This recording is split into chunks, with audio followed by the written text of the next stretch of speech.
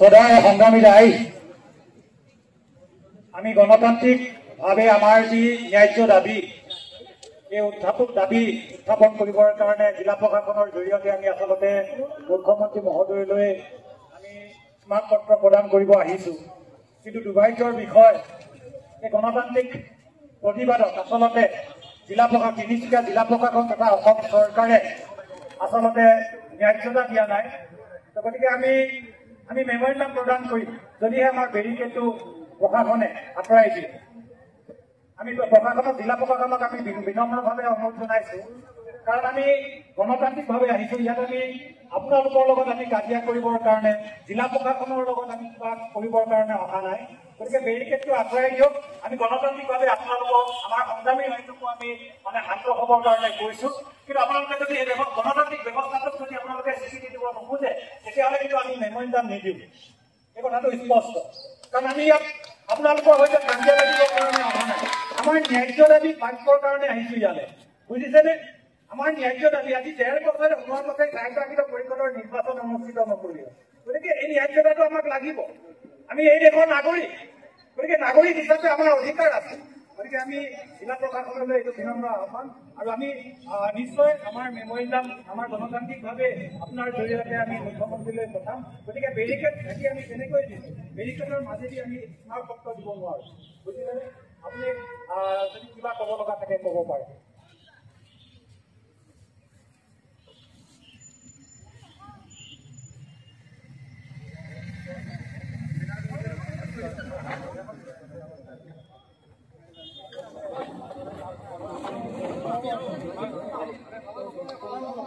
লাগি যাব তোমাৰ।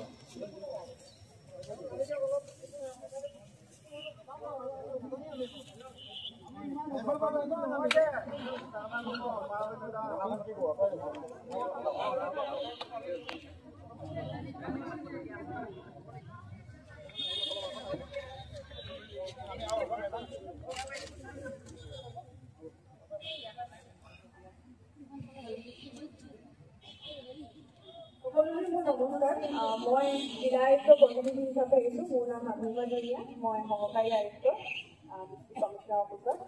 আপোনালোকৰ যিসকল নামি আছে এইখিনি মই সন্মান সহকাৰে গ্ৰহণ কৰিছোঁ, আৰু মই এইখিনি আপোনাৰ ডিচি ছাৰলৈ প্ৰেৰণ কৰিছোঁ।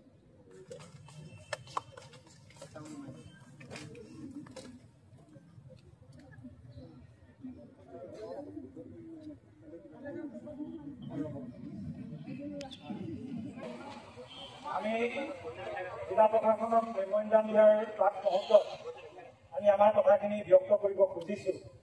কাৰণ যিহেতু এই জিলা প্ৰশাসনৰ প্ৰতিনিধি হিচাপে আমি ইয়াতে আমাৰ সহকাৰী আয়ুক্ত বাইদেউ ইয়াতে আমি আহিছে আমাৰ স্মাৰকপত্ৰ ল'বলৈ।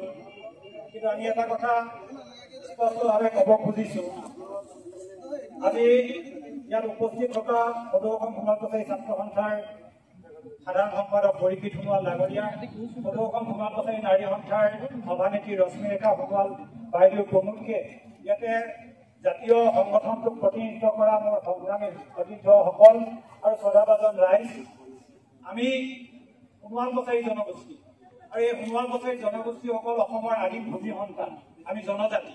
আৰু এই জনজাতি সোণোৱাল কছাৰীসকলৰ যি ন্যায্য দাবী, এই ন্যায্য দাবী আমি সুদীৰ্ঘ 11 বছৰ আন্দোলন কৰাৰ পাছত 1994 চনৰ পৰা 2005 চনলৈকে আন্দোলন কৰাৰ পাছত অসম চৰকাৰৰ লগত জাতীয় সংগঠনৰ বুজাবুজি চুক্তি মৰ্মে সোণোৱাল কছাৰী স্বায়ত্তশাসিত পৰিষদ ব্যৱস্থাটো লাভ কৰিছিল।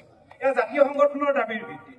আৰু 2005 চনত লাভ কৰা সোণোৱাল কছাৰী স্বায়ত্তশাসিত পৰিষদ ব্যৱস্থাটো 6 মাহৰ পাছত চৰকাৰে চুক্তিবদ্ধ হৈছিল জাতীয় সংগঠনৰ লগত ইলেকশ্যন পাতিবৰ কাৰণে। কিন্তু 6 মাহ ইলেকশ্যন নাপাতি তেওঁলোকে 8 বছৰ উকলাই দিলে। কিন্তু সেই সময়ত কংগ্ৰেছ চৰকাৰে আমাৰ ইলেকশ্যন নাপাতিছিল। আকৌ জাতীয় সংগঠনে ৰাজপথত আন্দোলন কৰি আমি সোণোৱাল কছাৰী অট'নমাছ কাউন্সিল 2013 চনত নিৰ্বাচন অনুষ্ঠিত কৰিবলগীয়া হ'ল। আৰু 2013 চনত অনুষ্ঠিত হোৱা সোণোৱাল কছাৰী স্বায়ত্তশাসিত পৰিষদৰ নিৰ্বাচন 5 বছৰৰ পাছত অৰ্থাৎ 2019 চনত সময়মতে অনুষ্ঠিত হ'ল। কিন্তু 2019 চনৰ নিৰ্বাচন অনুষ্ঠিত হোৱাৰ পাছত 2024 চনৰ 12 ফেব্ৰুৱাৰী তাৰিখে আমাৰ কাউন্সিলখনৰ সময়সীমা উকলি গ'ল। দুৰ্ভাগ্যৰ বিষয়, সময়সীমাৰ ভিতৰত চৰকাৰখনে আমাৰ নিৰ্বাচন অনুষ্ঠিত নকৰিব। গতিকে নিৰ্বাচন অনুষ্ঠিত নকৰাৰ পাছত চৰকাৰখনে এবছৰৰ ম্যাদ বৃদ্ধি কৰিলে। তেতিয়ালৈকে সোণোৱাল কছাৰী ৰাইজ কিন্তু কেতিয়াও প্ৰতিবাদ কৰা নাছিল। আমি স্মাৰকপত্ৰ প্ৰদান কৰিছিলোঁ জিলা উপায়ুক্তৰ জৰিয়তে, জিলা আয়ুক্তৰ জৰিয়তে বিভিন্ন সময়ত মুখ্যমন্ত্ৰীক লগ কৰিছোঁ। কিন্তু তেওঁলোকে ইলেকশ্যন পাতিম বুলি কয়, কিন্তু ইলেকশ্যন নাপাতে। আৰু সেই এবছৰ বৃদ্ধি কৰাৰ পাছত 2025 চনৰ 12 ফেব্ৰুৱাৰীলৈকে আকৌ সেই কাৰ্যকালো উকলি গ'ল। অৰ্থাৎ এবছৰ বৃদ্ধি কৰাৰ পাছতো আকৌ কাৰ্যকাল উকলি গ'ল। কিন্তু 2025 চনৰ 12 ফেব্ৰুৱাৰীত কাৰ্যকাল উকলি যোৱাৰ পাছত সোণোৱাল কছাৰী স্বায়ত্তশাসিত পৰিষদ ব্যৱস্থাটো ভংগ কৰা হ'ল। এতিয়া সেই ব্যৱস্থাটোত কোনো কাৰ্যক্ষম নাই, ভংগ হৈ আছে এই ব্যৱস্থাটো। আৰু এই 6 মাহে তেওঁলোকে ইলেকশ্যন কৰিব নোৱাৰে, অৰ্থাৎ 1.5 বছৰে অসম চৰকাৰে ইলেকশ্যন কৰিব নোৱাৰিব। সোণোৱাল কছাৰী চাহিত্য আয়োগৰ পৰিষদ ব্যৱস্থা। গতিকে এই পৰিষদ ব্যৱস্থাটোক যদি চৰকাৰখনে এনেধৰণে তেওঁলোকে হাতৰ মুঠিত ৰাখিম বুলি খুজিছে, বা সোণোৱাল কছাৰী ৰাইজৰ যদি উন্নয়ন নিবিচাৰে, কেনেকৈ জাতি মাটিৰ ভেটি ৰক্ষা কৰিব অসম চৰকাৰ? এই প্ৰশ্নটো আমাৰ আছে। আমি গণতান্ত্ৰিকভাৱে ইয়াতে ৰাইজে আমি আহিছো। ইয়াত আপোনালোকৰ সৈতে দ্বন্দ্ব কাজিয়া কৰিবৰ কাৰণে আমি অহা নাই, হয় নাই ৰাইজ? হয় নাই? আমি কাজিয়া কৰিবৰ কাৰণে অহা নাই। আমি মুখ্যমন্ত্ৰী মহোদয়লৈ মেমৰেণ্ডাম দিব খুজিছো, কিন্তু তেওঁলোকে কি কৰিছে? আমাক লোহাৰ বেৰিকেড বান্ধি আমাক বান্ধিব খুজিছে। আমি যেন মানে ডকাই, আমি যেন সন্ত্ৰাসবাদী, এনেধৰণে তেওঁলোকে কৈছে। এইটো গণতান্ত্ৰিক ব্যৱস্থাৰ পৰিপন্থী কিন্তু বাইদেউ, এইটো গণতান্ত্ৰিক ব্যৱস্থাৰ পৰিপন্থী কিন্তু। গতিকে এনেধৰণৰ গণতান্ত্ৰিক ব্যৱস্থাৰ পৰিপন্থী কাৰ্য ভাৰতীয় নাগৰিকৰ যি অধিকাৰ, সেই অধিকাৰ আচলতে প্ৰতিষ্ঠা কৰিবৰ কাৰণে আপোনালোকে সুযোগ দিব লাগে। গতিকে আমি আশা ৰাখিম পৰৱৰ্তী দিনত এনেধৰণৰ যাতে জিলা প্ৰশাসনে নকৰে। আৰু জিলা প্ৰশাসনৰ প্ৰতি আমাৰ বাৰে বাৰে এইবোৰ প্ৰশ্ন থাকে, কাৰণ সোণোৱাল কছাৰী জনজাতি, সোণোৱাল কছাৰী সমাজখনক বাৰে বাৰে আচলতে প্ৰতাৰণা কৰি আহিছে অসম চৰকাৰখনে। গতিকে আমি বাধ্য হৈছো ৰাজপথলৈ ওলাই আহিবলৈ। আজি ইয়াতে মহিলাসকল ওলাই আহিছে, ইয়াতে আমাৰ ছাত্ৰ বন্ধুসকল আহিছে, আমাৰ জ্যেষ্ঠসকল ওলাই আহিছে। কিয় ওলাই আহিছে? আমি আমাৰ অধিকাৰ বিচাৰি আহিছো। ইয়াত আমি কাৰোবাৰ হাতে কাজিয়া লাগিবৰ কাৰণে অহা নাই। গতিকে এই কথাখিনি আপোনালোকে স্পষ্ট হোৱা ভাল। আৰু আমি আশা কৰো যে সোণোৱাল কছাৰী সাহিত্য আয়োগৰ পৰিষদৰ যদি অতি শীঘ্ৰে নিৰ্বাচন অনুষ্ঠিত নকৰে, তেতিয়াহ'লে কিন্তু আমি আৰু গণতান্ত্ৰিক প্ৰক্ৰিয়াৰে আমি আৰু বিভিন্ন ধৰণৰ সংগ্ৰাম কৰিবলৈ কিন্তু বাধ্য হ'ম। তাৰ কাৰণে কিন্তু আপোনালোকে বেৰিকেড বান্ধি ৰাখিব নোৱাৰিব। আমি এই কথাখিনিও কিন্তু সময়মতে সকীয়াই থৈ দিছোঁ। গতিকে আমি আশা ৰাখিছো যে আমি আমাৰ যি দাবী, এই দাবী চৰকাৰখনে ইতিবাচক পদক্ষেপ ল'ব, গ্ৰহণ কৰিব। আৰু সেইকাৰণে আমি আশা কৰোঁ জিলা আয়ুক্ত, তিনিচুকীয়া জিলা আয়ুক্ত মহোদয়ৰ জৰিয়তে মুখ্যমন্ত্ৰী মহোদয়লৈ আমি ইস্তাহাৰ পত্ৰ প্ৰদান কৰিছোঁ। কাৰণ এই আন্দোলন আজি কৰা নাই। যোৱা 30 তাৰিখে ডিব্ৰুগড়ত আমি প্ৰতিবাদী কাৰ্যসূচী লৈছোঁ, যোৱা 8 জুলাই তাৰিখে ধেমাজিত আমি প্ৰতিবাদী কাৰ্যসূচী লৈছোঁ, আজি তিনিচুকীয়াত প্ৰতিবাদী কাৰ্যসূচী। 3 দিন কাৰ্যসূচী লোৱাৰ পাছতো অসম চৰকাৰৰ এটা মাত নাই। ক'ত হৈ আছে অসম চৰকাৰ? অসম চৰকাৰ ক'ত হৈ আছে? সোণোৱাল কছাৰী ৰাইজৰ কাৰণে তেওঁলোক দায়বদ্ধ নহয় নেকি? এইখিনি জনসাধাৰণৰ কাৰণে অসম চৰকাৰ নহয় নেকি? নে কাৰোবাৰ কাৰণেহে অসম চৰকাৰ? গতিকে এই প্ৰশ্নখিনি আমাৰ আছে। গতিকে সেইকাৰণে আমি আশা কৰিছোঁ যে আমাৰ প্ৰশ্নৰ উত্তৰ চৰকাৰখনে দিয়া উচিত, এই প্ৰশ্নৰ উত্তৰ দিয়া উচিত।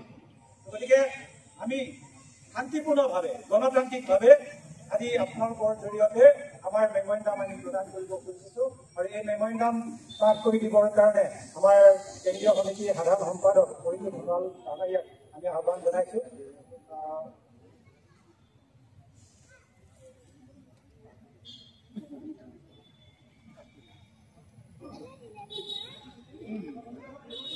আজি সদৌ অসম সোণোৱাল কছাৰী ছাত্ৰ সন্থা আৰু নাৰী সন্থাৰ উদ্যোগত, কেন্দ্ৰীয় সমিতিৰ উদ্যোগত আৰু তিনিচুকীয়া জিলা সমিতিৰ সোণোৱাল কছাৰী ছাত্ৰ সন্থা আৰু নাৰী সন্থাৰ সহযোগত আজি যি বিশাল প্ৰতিবাদ কাৰ্যসূচী আমি আৰম্ভ কৰিছোঁ।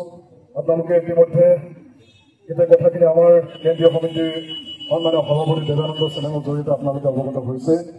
গতিকে পুনৰবাৰ মই জিলা সহকাৰী আয়ুক্ত বাইদেউলৈ মই ধন্যবাদ জ্ঞাপন কৰিছোঁ। একেলগে হ'লেও আহি আমাৰ যি স্মাৰকপত্ৰ গ্ৰহণ কৰিবৰ কাৰণে উপস্থিত হোৱাৰ কাৰণে মই ধন্যবাদ জ্ঞাপন কৰিছোঁ। জিলা প্ৰশাসনৰ সন্মানীয় কৰ্মকৰ্তাসকলক মই ধন্যবাদ জ্ঞাপন কৰিছোঁ। আৰু লগতে আমাৰ এই সংগ্ৰামখনত জড়িত হোৱা আমাৰ তিনিচুকীয়া জিলা সমিতিৰ সন্মানীয় সভাপতি উজ্জ্বল আপোনালোকৰ সকলোৰে জ্ঞাতাৰ্থে অতি মাননীয় ডক্টৰ হিমন্ত বিশ্ব শৰ্মা অসম চৰকাৰৰ মুখ্যমন্ত্ৰী, দিছপুৰ অসম তিনিচুকীয়া জিলা আয়ুক্ত মহোদয়ৰ জৰিয়তে বিষয় সোণোৱাল কছাৰী সাহিত্য আয়োগ পৰিষদৰ নিৰ্বাচন অতি শীঘ্ৰে অনুষ্ঠিত কৰা, অন্তৰ্বৰ্তীকালীন পৰিষদ গঠনৰ ব্যৱস্থা বন্ধ কৰা আৰু জনজাতি সোণোৱাল কছাৰীসকলক ষষ্ঠ অনুষ্ঠিত সাহিত্য শাসন প্ৰদানৰ দাবী মহোদয় আমাৰ সংগ্ৰামী অভিনন্দন গ্ৰহণ কৰিব।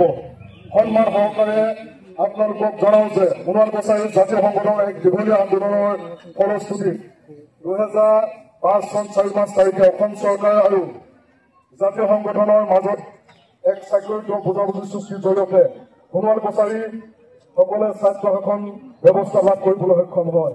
2019 চনৰ জানুৱাৰী মাহত গণতান্ত্ৰিকভাৱে নিৰ্বাচিত হোৱা সোণোৱাল কছাৰী স্বাস্থ্য পৰিষদৰ কাৰ্যকাল 12 ফেব্ৰুৱাৰী 2024 তাৰিখে সমাপ্ত হোৱাত পুনৰ নিৰ্বাচন অনুষ্ঠিত নকৰি চৰকাৰে পৰিষদৰ সকলৰ কাৰ্যকাল বৃদ্ধি কৰে যদিও 12 ফেব্ৰুৱাৰী 2025 তাৰিখে বৰ্ধিত কাৰ্যকালৰো অন্ত পৰে। চৰকাৰে যোৱা 1.5 বছৰ পৰিষদৰ নিৰ্বাচন অনুষ্ঠিত নকৰাটো গণতান্ত্ৰিক ব্যৱস্থা পৰিপন্থী। বৰ্তমান পৰিষদৰ ভংগ হোৱাৰ বাবে সোণাৰগাঁও সমাজৰ সামগ্ৰিক উন্নয়ন স্তব্ধ হৈ পৰাৰ সমান্তৰালকৈ ছাত্ৰ ছাত্ৰীসকলে জলপানে শৈক্ষিক লাভৰ পৰা বঞ্চিত হোৱাৰ শৈক্ষিক ব্যৱস্থাটোৰ বিৰুদ্ধ প্ৰভাৱ পৰিছে। গণতান্ত্ৰিকভাৱে নিৰ্বাচিত হোৱা সোণাৰগাঁও স্বায়ত্তশাসিত পৰিষদৰ নিৰ্বাচন সময়মতে অনুষ্ঠিত নকৰি চৰকাৰে জনজাতিসকলক ৰাইজক চৰম অৱহেলা কৰিছে। গতিকে আমি আজি এই বিশাল প্ৰতিবাদী কাৰ্যসূচীৰ জৰিয়তে তলত উল্লেখিত দাবীসমূহ আমি পুনৰৰ্থে অতি শীঘ্ৰে কাৰ্যকৰী ব্যৱস্থা কৰিবলৈ স্মাৰকপত্ৰ প্ৰেৰণ কৰিলো। আমাৰ দাবীসমূহ সোণাৰগাঁও স্বায়ত্তশাসিত পৰিষদ নিৰ্বাচন অতি শীঘ্ৰে অনুষ্ঠিত কৰা,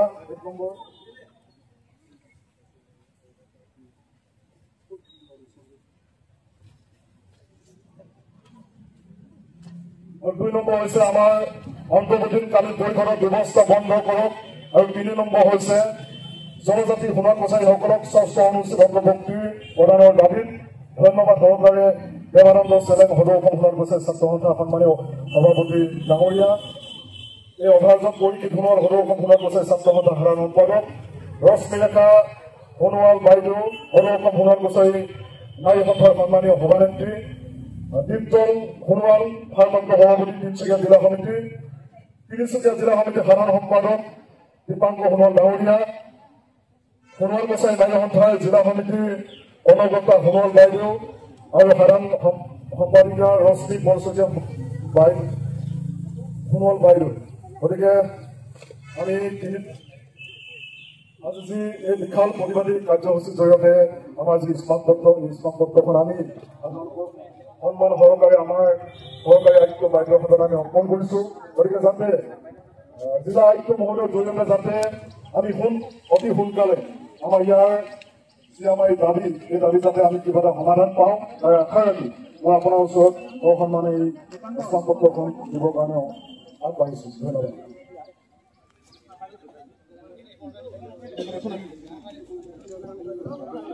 অসমৰ দ্বিতীয় বৃহৎ জনজাতি জনগোষ্ঠী সোণোৱাল কছাৰীসকলৰ অন্যতম সংগঠন সদৌ অসম সোণোৱাল কছাৰী ছাত্ৰ সন্থা, সদৌ অসম সোণোৱাল কছাৰী নাৰী সন্থাৰ উদ্যোগত অনুষ্ঠিত কৰা এই বিশাল প্ৰতিবাদী কাৰ্যসূচীত সমবেত হোৱা আমাৰ অতি শ্ৰদ্ধাৰ সংগ্ৰামী বন্ধু বান্ধৱীসকল সকলোলৈকে আমাৰ সংগ্ৰামী অভিনন্দন জ্ঞাপন কৰিছো। আৰু ইতিমধ্যে আপোনালোকে জানে বিশাল কাৰ্যসূচী প্ৰতিবাদী কাৰ্যসূচী প্ৰায় আমাৰ সমাপ্তি ঘটিছে আৰু আমি এই মুহূৰ্তত আমি অসম চৰকাৰক পুনৰ জনাব বিচাৰিছো যে অসমৰ ভূমি সন্তান চন অফ দ্য চল সোণোৱাল কছাৰীসকলক অসম চৰকাৰে কৰা প্ৰতাৰণাৰ ফল ভুগিব লাগিব। অসম চৰকাৰৰ ভূমি সন্তান, অসমৰ ভূমি সন্তান এই থলুৱা জনজাতি জনগোষ্ঠীসকলৰ কৃষ্টি সংস্কৃতি ৰীতি নীতি পৰম্পৰা এই সকলোবিলাকক লৈ আজি অসম আৰু অসমীয়া, কিন্তু আজি এই